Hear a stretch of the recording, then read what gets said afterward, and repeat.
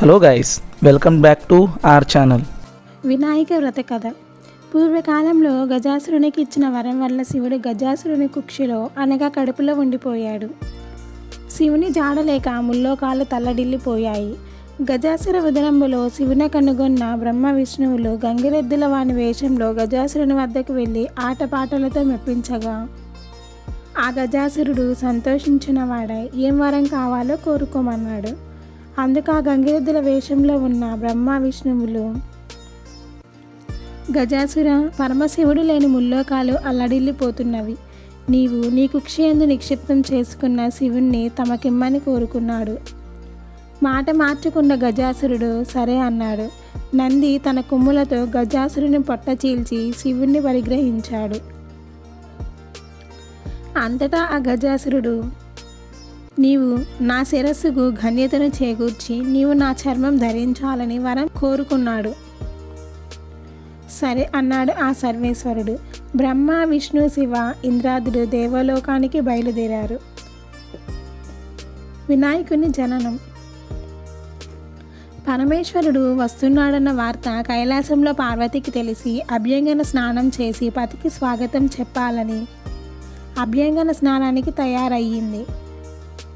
తన వంటికి నలుగు పెట్టుకున్న పిండితో ఒక బొమ్మను తయారు చేసి తన తపశ్శక్తి వల్ల పొందిన వరంతో ఆ బొమ్మకు ప్రాణ ప్రతిష్ఠ చేసి మందిరం వద్ద కాపలా ఉంచి ఎవరిని లోపలికి రానివ్వద్దని చెప్పి స్నానానికి వెళ్ళింది.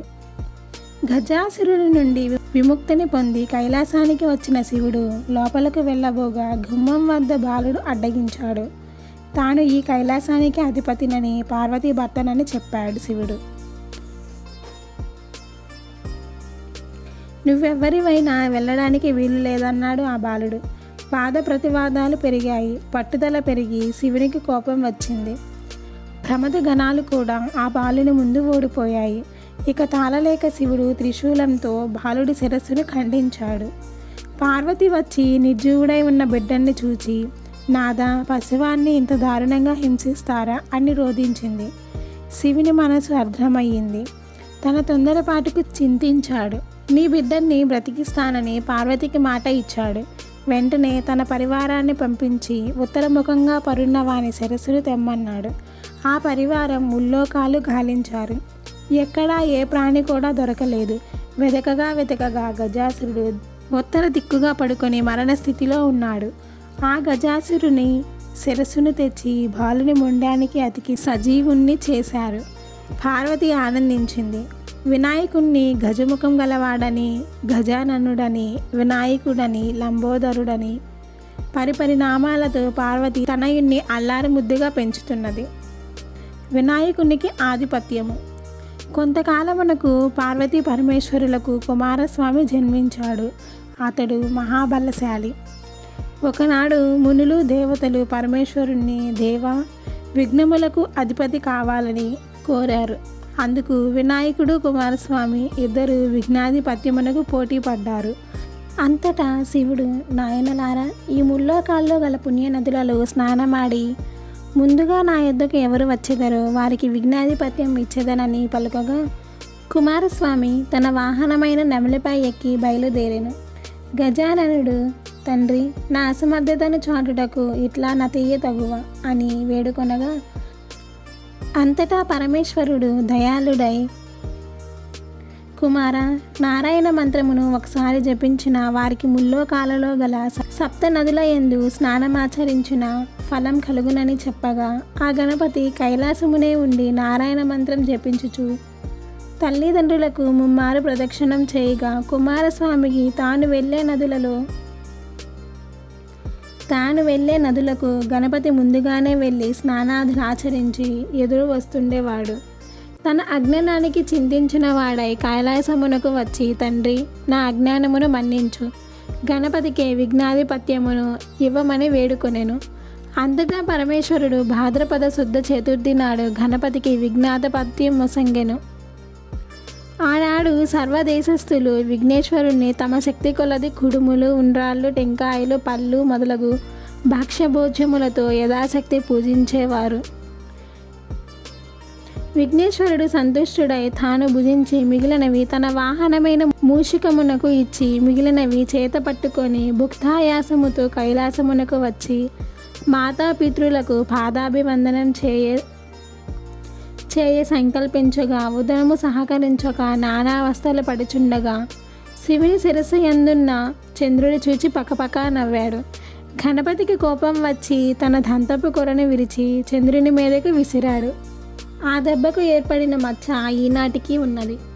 ఆవేశంతో ఊగులాడుతున్న వినాయకుడి పొట్ట చిట్లింది. పాముతో బొజ్జను కట్టారు. కుమారుడి పరిస్థితికి పార్వతి ఉగ్రురాలై చంద్రుణ్ణి చూచి, ఓరి చంద్ర, నీ కంటికి నా కుమారుడు అంత చులకనగా కనపడ్డా? అందగాడనుకుంటున్న నిన్ను చూచిన వారికి నీలాభినిందలు కలుగుతాయని శపించింది. ఆ జగన్మాత శాపానికి చంద్రుడు గడగడలాడిపోయాడు. జగదీశ్వరి పాదాల మీద పడి శాపోపశమనం చెప్పమన్నాడు. శాపం ఉపసంహరించబడదు అన్నది కాత్యాయని. దేవతలంతా కలవరపడి, తల్లి చంద్రుణ్ణి క్షమించు, చంద్రుణ్ణి చూడకుండా ఉండడం ఎవరికీ సాధ్యం కాదు. ఎవరికీ ముఖం చూపలేక, ఎవరు తన ముఖం చూడక చంద్రుడు ఎక్కడైనా దాక్కుంటే దివ్యరాత్రులు ఎలా జరుగుతాయి? జనులు ఎలా జీవిస్తారు తల్లి? చంద్రుడి కోసం కాకపోయినా లోకాలను సంరక్షించేటందుకైనా నీ శాపాన్ని ఉపసంహరించు అని దేవతలు ప్రార్థించారు. దేవతలారా, మీ అభ్యర్థనను అర్థం చేసుకున్నాను. శాపం తప్పదు. శాప ప్రభావం పడకుండా తరుణోపాయం చెబుతాను. గుర్తు కలిగి మసులుకోండి. భాద్రపద శుద్ధ చవితి నాడు వినాయకుణ్ణి పూజించి పూజాక్షింతలు శిరస్సును జల్లుకున్న వారికి ఎట్టి నీలాపనిందలు రావని వరమిచ్చింది. ఈ విషయాన్ని విస్మరించిన, అలక్ష్యం చేసిన ఎట్టి వారికైనా నీలాపనిందలు తప్పవు. ఈ విషయాన్ని గమనించకపోవడం వల్లనే శ్రీకృష్ణుడు, ఋషివర్యులు నీలాపనిందల పాలయ్యారు. ఒకానొకప్పుడు సప్త మహర్షులు యజ్ఞాన్ని తలపెట్టారు. యజ్ఞగుండం చుట్టూ సప్త ఋషులు తమ తమ భార్యలతో ప్రదక్షిణం చేస్తున్నారు. అలా ప్రదక్షిణం చేస్తున్న ఋషిపత్నులను చూచి అగ్నిదేవుడు వారి పట్ల మోహితుడయ్యాడు. ఇది అగ్నిదేవుని భార్య స్వాహాదేవి గమనించి భర్త వ్యామోహాన్ని తీర్చడానికి అరుంధతి తప్ప తక్కిన ఋషిపత్నుల రూపం తానే ధరించి పతికి ప్రమోదాన్ని తీర్చింది. అగ్నిదేవునితో ఉన్నవారు తమ తమ భార్యలే అని ఋషులు కోపగించి వారిని వదిలినారు.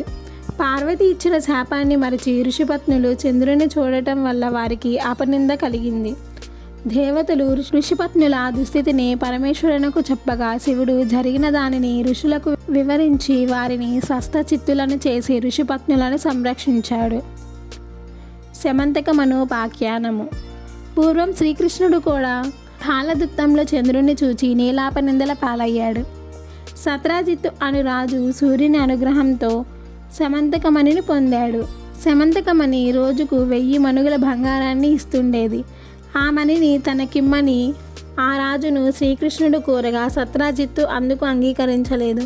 ఒకనాడు సత్రాజిత్తు తమ్ముడు ఆ శమంతకమణి హారాన్ని మెడలో వేసుకొని అడవికి వేటకు వెళ్ళాడు. అతన్ని ఒక సింహం వధించి ఆహారాన్ని అపహరించింది. ఆ సింహం వద్ద గల ఆ మణిని జాంబవంతుడు చూశాడు. ఆ మణిని తన కుమార్తెకు కానుకగా ఇస్తే సంతోషిస్తుందని దాని కొరకై ఆ సింహంతో పోరాడి దానిని వధించి హారాన్ని తీసుకుపోయాడు. శ్రీకృష్ణుడే తన తమ్ముణ్ణి చంపి శమంతకమణిని అపహరించాడని సత్రాజిత్తు తలచి లోకమంతా ప్రచారం చేశాడు. ఈ వార్త కృష్ణుడి చెవిన పడింది. తనకి నీలాపనింద ఇందువల్ల కలిగిందని ఆలోచించి క్షీరభాండంలో చంద్రుణ్ణి చూడటం వల్ల కలిగిందని గ్రహించుకున్నాడు. ఆ నింద నుండి బయటపడడానికి శమంతకమణిని వెదగడానికి అడవికి వెళ్ళాడు. అక్కడ గల సింహం జాంబవంతుల అడుగు జాడలను చూచి వాటిని అనుసరించి జాంబవంతుని గుహకు వెళ్ళాడు. ఆ గుహలో ఉయ్యాలకు వేలాడుతూ కనబడిన శమంతకమణిని చూశాడు. దానిని తీసుకొనబోగా జాంబవంతుడు వచ్చి శ్రీకృష్ణుడితో కలవడ్డాడు. శ్రీకృష్ణుడికిచ్చి తన కుమార్తెకు జాంబవంతితో వివాహం చేశాడు. శ్రీకృష్ణుడు ద్వారకు వచ్చి సత్రాజిత్తుని పిలిచి జరిగిన సంగతంతా చెప్పి ఆ శమంతకమణిని వానికిచ్చి వేశాడు. సత్రాజిత్తు తన పొరపాటును తొందరపాటును తెలుసుకున్నవాడై ఆ మణితో పాటు తన కుమార్తెయగు సత్యభామను కృష్ణునికిచ్చి వివాహం చేశాడు. ఇదంతా చతుర్దశి నాడు క్షీరభాండంలో చంద్రుణ్ణి చూచిన ఫలమని తన వారందరికీ చెప్పాడు శ్రీకృష్ణుడు. సకల జనులు ఈ వినాయక వ్రతాన్ని భాద్రపద శుక్ల చతుర్థి నాడు తమ శక్తి కొలది యథాశక్తి పూజించి పూజానంతరం అక్షింతలను శిరస్సున వేసుకొన్నచో నీలాపనిందల కలుగక సకల ఐశ్వర్యాలను పొందుదురు.